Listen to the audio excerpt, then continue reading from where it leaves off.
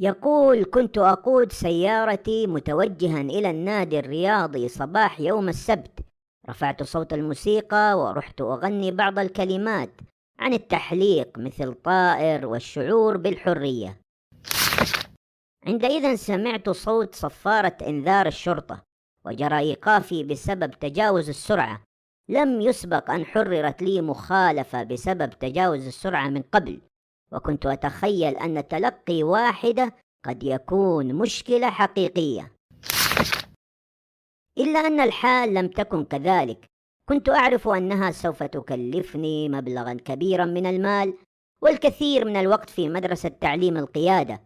ذلك كان يجدر بي ربما أن أشعر باستياء حقيقي، إلا أنني وبدلا من ذلك حظيت بإدراك رائع. أيا كان ما يحدث لي، أدركت أنني أملك القدرة على التحكم بالطريقة التي يؤثر في على يومي. لست مضطرا للسماح لأحدهم أو لموقف ما أن يسلبني تلك القدرة، فأنا أملك سلطانا تاما على الطريقة التي أتفاعل بها مع أي موقف كان. نعم، حتى لو كان مخالفة تجاوز سرعة. بعد تلقي المخالفة جاءني نداء يقظة. أدركت أنني أملك القدرة على السماح للمخالفة وللشرطي بإحباطي أو المضي في مزاجي المبتهج، ومن خلال الاختيار الثاني، وكما ذكرتني الأغنية التي كنت أغنيها في السيارة: أنا حر أنا حر. أدركت كذلك أن هناك الكثير من الأشياء التي في مقدوري فعلها لمساعدتي على البقاء شامخا عندما يكون وكأن الكون يتآمر لإحباطي. من هنا جاءت فكرة هذا الكتاب.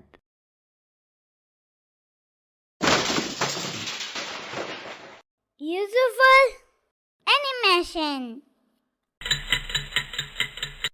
رمضان كريم. السلام عليكم، أهلا وسهلا ومرحبا بالجميع في قناة الجميع يوزفل أنيميشن، واللي نقدم فيها كل جديد ومفيد. عالم النفس تيموثي ويلسون قام بدراسة كيف يمكن لتغييرات بسيطة في قصة المرأة الخاصة أن تبدل حياته، وقام بتسمية هذه العملية تصحيح القصة. ووجد أن الطلاب في الجامعة يستطيعوا تطبيق هذه العملية. فمثلا عند إخفاق أحد الطلاب المستجدين، وقام هذا الطالب يحدث نفسه بأنه سيء في الجامعة، فسيقود هذا إلى حلقة من الانهزام الذاتي التي سوف تبقيه في صراع. أما إذا حدث نفسه بقصة جديدة مثل يفشل الجميع في البداية، فإن درجاته تتحسن ويبقى في الكلية. تأكد أن ما حصل لك في الماضي شيء مقدر، ولكن إذا عدت للماضي سترى أن كل موقف حصل لك كان عندك الخيار في ردة فعلك لهذا الموقف. عندما تسير بسيارتك ثم يأتي شخص يتجاوزك بطريقة خاطئة ومتهورة، تجد مزاجك فجأة تعكر وبدأت تغلي وتشتم، وقد تطارده حتى تثأر لنفسك، وقد توقفه وتحدث مشاجرة، وممكن أن تكون ضحية تلك المشاجرة. لكن كنت تملك خيار الهدوء وتقليل السرعة، وإذا أمكن الوقوف عند أي كشك قهوة وتسترخي، وبالتالي لم تسمح له بأن يعكر صفوك ويومك. ابحث عن الخبر الجيد في كل موقف أو حادثة. عندما يستغنوا عنك في العمل هو أمر سيء، ولكن الجيد أنها فرصة للبحث عن عمل أفضل. توماس أديسون احترق له معمل التجارب ذات مرة، فقال: لقد احترقت جميع المحاولات الفاشلة، الآن نستطيع البدء من جديد. وامرأة تقول: عندما توفيت والدتي وكنت حزينة جدا، لكني في نفس الوقت شعرت بشعور جيد عندما وجدت الكثير من حولي ممن يواسوني ومحبتهم لي. للأسف عندما نبحث عن الأمور التي لا نملكها هو هدر للأمور التي نملكها بالفعل. فإذا أردت أن تزيد عليك النعم، كن دائما ممتنا لكل شيء جيد في حياتك، وفي كل نهاية يوم اكتب ولو شيء واحد تمتن به، وبالتأكيد ستجد نعم كثيرة. اجعل منظورك محايدا. هناك فلاح يملك حصانا، وفي يوم من الأيام فقد حصانه، فقالوا له الناس يا له من حظ سيء. فقال الفلاح سوف نرى. بعد يومين عاد الحصان ومعه حصان آخر، فقالوا الناس يا له من حظ جيد. فقال الفلاح سوف نرى. في اليوم التالي سقط ابنه من الحصان فكسرت رجله، فقالوا الناس يا له من حظ سيء. فقال الفلاح سوف نرى. بعد يومين جاءوا العساكر لأخذ الشباب المتطوعين للحرب، فلما وجدوا ابنه مكسور تركوه، فقالوا الناس يا له من حظ جيد. فقال الفلاح أيضا سوف نرى. فالشاهد من القصة هو ألا تضع نفسك في دور الضحية، وأن الكون كله متآمر عليك، وتحصر نفسك في دائرة سلبية ضيقة، فتدبير الله عز وجل للكون أوسع بكثير مما تتصور. انقل الخوف إلى الساحة الخلفية. يعتبر الخوف من أكبر مفسدات يومك، بل مرات حياتك وطموحك وأهدافك. أحيانا نخاف من أن نخطئ ونحن نتحدث فلا نقول رأينا، وأحيانا نخاف من أن نتصرف خطأ فلا نقدم شيء لمن حولنا، وأحيانا نخاف من الرفض فلا نقدم مثلا على طلب وظيفة معينة. يقول الكاتب إن التحدث أمام الناس أحد أكبر المخاوف التي يعانون منها، وبالرغم من أنني متحدث محترف إلا أنني في كل مرة أصعد إلى المسرح أشعر بالتوتر في بداية الأمر، لكنني كنت أركز على رسالتي التي أريد أن أقدمها ومدى سعادة الناس واستفادتهم من حديثي. ولهذا أهم ما تعلمته في حياتي أنني قد أشعر بالخوف، ولكنني أقدم على الأمر في أي حال. عد طفلا كي تبتهج. بعض المواقف والأمور التي تزعجك تحتاج أن تتعامل معها كطفل، لأن الطفل لا يحمل معلومات مثلك تجعلك تحلل وتقارن وتغضب نفسك بسبب تفكيرك.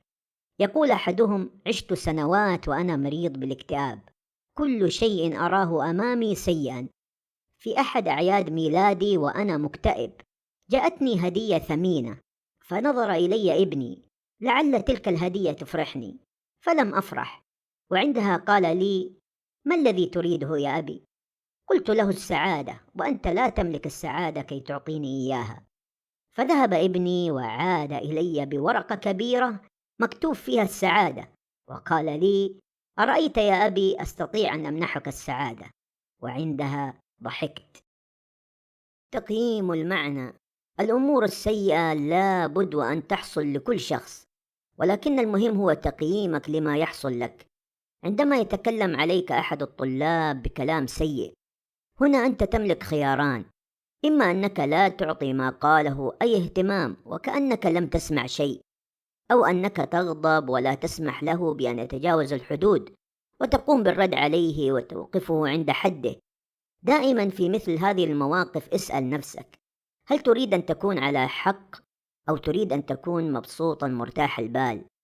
أيضا اسأل نفسك مثل هذا الموقف كيف تراه بعد 5 دقائق أو بعد 5 أشهر أو بعد 5 سنوات؟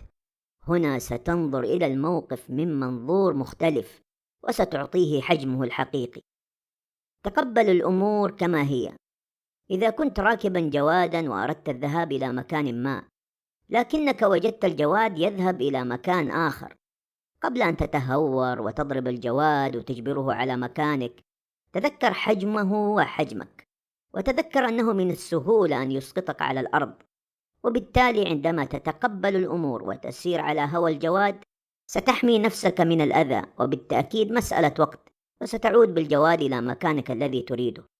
وبالتأكيد تقبل الناس على طباعهم من أهم الأمور التي سوف تجعل يومك سعيدا. تعلم التخلي.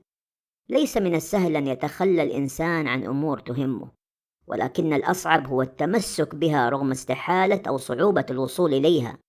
بالتأكيد أنه في يوم من الأيام فقدت شيء ثمين، مثلا ساعة كانت هدية من شخص يهمك، وأخذت تصرخ لمن في البيت أين ذهبت، وأضعت الوقت والجهد والطاقة والغضب والاستياء وعدم راحة البال ولم تجدها.